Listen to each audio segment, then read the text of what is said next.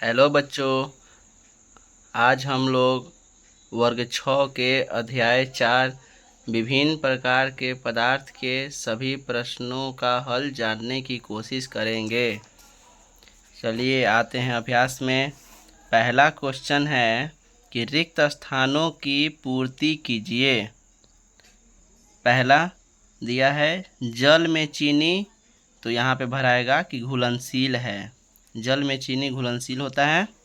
दूसरा है खाली स्थान पदार्थ से होकर प्रकाश अंशतः पार करता है, मतलब जिससे कि थोड़ा थोड़ा पार करे, तो वह होता है परभासी पदार्थ। तीसरा क्वेश्चन है कि कुछ गैसें जल में खाली स्थान है, तो यहाँ पे घुलनशील भराएगा। कुछ गैस जल में घुलनशील होता है, जैसे कि ऑक्सीजन गैस। इसके बाद चौथा क्वेश्चन है कि कुछ पदार्थ ठंडे पानी में खाली स्थान और गर्म पानी में खाली स्थान घुलते हैं, तो यहाँ पे होगा कि ठंडे पानी में कम और गर्म पानी में ज़्यादा घुलते हैं। अब बढ़ते हैं अगले क्वेश्चन की ओर। अगला क्वेश्चन है स्तंभ अ से स्तंभ ब का सही सही मिलान कीजिए। तो देखिए मिलान हम बगल में किए हैं, यहाँ पे बीच में नहीं किए हैं कि सब डंटी एक ही में सट जाएगा तो पता नहीं चलेगा। देखिए विलेय, तो विलेय का होगा यहाँ पे कि नमक और चीनी क नंबर से इसका मिलान हो जाएगा। पहला का नमक और चीनी जो है वह विलेय होता है जल में। इसके बाद अविलेय, अविलेय का मिलान होगा घ के साथ। लोहा रेत आदि ये सब जल में नहीं घुलते हैं। तीसरा है घोलक या विलायक, तो इसका मिलान होगा जल के साथ, अंग के साथ। जल जो होता है घोलने का काम करता है। इसके बाद दिया है चौथा चमकने वाले पदार्थ, तो वह होते हैं धातु। इसका मिलान ख के साथ होगा, जो प्रायः धातु होते हैं। जल में विलीन गैस, इसका मिलान होगा ग के साथ, यानी कि ऑक्सीजन। अगला प्रश्न है कि निम्न वाक्यों में रिक्त स्थान की पूर्ति कीजिए। तो देखते हैं इसमें।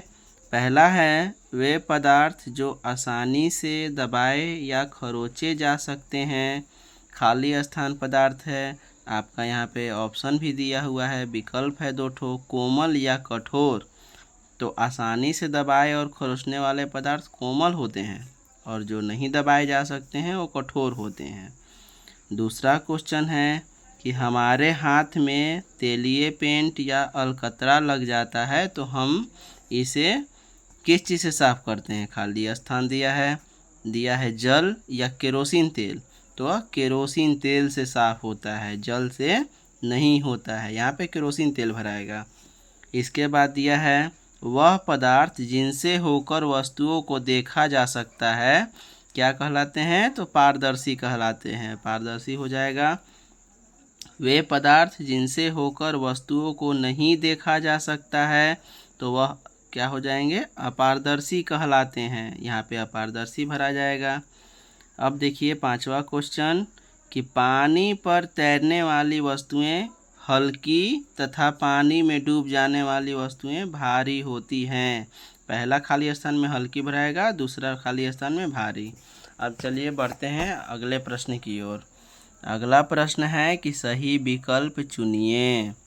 दिया है पहला क्वेश्चन कि निम्न में कोमल पदार्थ है, इसमें कोमल पदार्थ चुनना है। साबुन, रबड़, लकड़ी, लोहा। तो इसमें सबसे कोमल पदार्थ है आपका रबड़। ख नंबर उत्तर जो है सही हो जाएगा। दूसरा है कि निम्न पदार्थ में चमक होती है, यह आपका गलत लिखा है, यहाँ पे छोड़ दिया है, नहीं लगा लीजिएगा। निम्न पदार्थ में चमक नहीं होती है। किसमें चमक नहीं होती है, लोहा, तांबा, सोना, लकड़ी। तो लकड़ी में चमक नहीं होता है। देखिए लोहा में, तांबा में, सोना में, ये सभी धातु हैं, सब में चमक होता है। और ये विकल्प चुनना है तो विकल्प किसी एक ही को चुना जाएगा, यहाँ पे नहीं छोड़ दिया है, नहीं लगा लीजिएगा। इसके बाद तीसरा क्वेश्चन दिया है कि निम्न में कौन कौन से पदार्थ जल के अलावा भी घोलक हो सकता है। तो इसमें हो जाएगा आपका ग नंबर ऑप्शन, केरोसिन तेल। केरोसिन तेल जो है इन सभी तेलों से, तारपीन का दिया हुआ है, सरसों का तेल है, इन सभी तेलों से बहुत पतला होता है। इसमें यह भी घोलक का काम करता है। ये सब तेल जो होते हैं थोड़ा मोटे होते हैं। इसके बाद वह घोल जिसमें घुले पदार्थ की और मात्रा घुलने की क्षमता नहीं होती है तो वह संतृप्त घोल कहलाता है। इसका ऑप्शन क सही होगा। इसके बाद अगला क्वेश्चन है कि वैसे पदार्थ जिनसे होकर वस्तुएं या चीज़ें अस्पष्ट रूप से या धुंधली दिखाई देती है कहलाते हैं। तो वह हो जाएगा, इसका ऑप्शन ग होगा, पारभासी वस्तुएं। पारभासी से कोई भी चीज़ अस्पष्ट और धुंधला दिखाई देता है। चलिए अब आगे क्वेश्चन हम लोग देखते हैं कि 5, 6, 7, 8, 9 इसको हम यहाँ पे लिखे हुए हैं। देखिए 5वां क्वेश्चन है कि प्लास्टिक से निर्मित वस्तुओं के नाम लिखिए। तो प्लास्टिक से तो बहुत सारी वस्तुएं हैं, कुछ वस्तुओं का नाम लिख देना है। देखिए जैसे बोतल, डब्बा, कुर्सी, बाल्टी, खिलौना, कंघी इत्यादि। ठीक। अगला क्वेश्चन है कि जल में तैरने वाली तथा डूबने वाली वस्तुओं का समूह बनाएं। तो देखिए जल में तैरने वाली और डूबने वाली वस्तुओं का समूह। जल में तैरने वाली ये सारी वस्तुएं हैं जैसे फूल, कागज़, सूखी पत्ती, नोट हो जाएगा। इसके बाद पॉलीथीन, सूखी लकड़ी, प्लास्टिक का सामान। यहाँ पे देखिए इसको 9 बना दीजिए बढ़िया से, समझ में आने लगा। इसके बाद डूबने वाली वस्तुएं हो जाएंगी। प्लास्टिक का जितना सामान है सब जल पर तैरता है, पानी पे। डूबने वाली वस्तुएं ईंट हो जाएगा, सुई, ब्लेड, सिक्का, कील, चाबी, पत्थर, लोहे की वस्तुएं जितनी आएगी सब डूब जाएंगी। इसके बाद अगला प्रश्न है 7वां, पारभासी, पारदर्शी एवं अपारदर्शी वस्तु में अंतर बताएं। तो देखिए पारभासी का परिभाषा क्या होता है? वैसे पदार्थ जिनसे होकर वस्तु धुंधली या अस्पष्ट दिखाई देती है पारभासी कहलाते हैं। जैसे घिसा हुआ कांच, कांच को अगर घिस दीजिएगा तो उसमें से धुंधला दिखाई देने लगता है। तेल लगा कागज़, कागज़ पे तेल वगैरह गिर जाता है तो दूसरे तरफ के अक्षर जो हैं एक तरफ उगने लगते हैं, धुंधला दिखाई देने लगता है। ये ऐसे बहुत सारी वस्तुएं आती हैं। पारदर्शी में वैसे पदार्थ जिनसे होकर वस्तु साफ एवं स्पष्ट दिखाई देती है पारदर्शी कहलाते हैं। जैसे हवा, हवा देखिए हमारे चारों तरफ है, एकदम साफ हम अपने आसपास की वस्तु को देखते हैं। पानी, साफ पानी होता है तो लेंस, लेंस के आर पार एकदम साफ देख सकते हैं।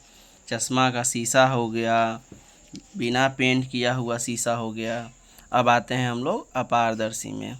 वैसे पदार्थ जिनसे होकर वस्तुओं को बिल्कुल नहीं देखा जा सकता है वह अपारदर्शी कहलाते हैं। जैसे किताब, दीवार, दरवाज़ा इत्यादि, इनके आर पार कुछ भी दिखाई नहीं देता है। अब 8वां प्रश्न है कि विलेय एवं अविलेय से आप क्या समझते हैं? इसका उत्तर देखिए, वैसे पदार्थ जो जल में पूरी तरह घुल जाते हैं उन्हें विलेय या घुलनशील कहा जाता है। जैसे नमक हो गया, चीनी इत्यादि। और वैसे पदार्थ जो जल में बिल्कुल नहीं घुलते उन्हें अविलेय कहते हैं, अघुलनशील कहते हैं। जैसे बालू, कंकड़, पत्थर इत्यादि।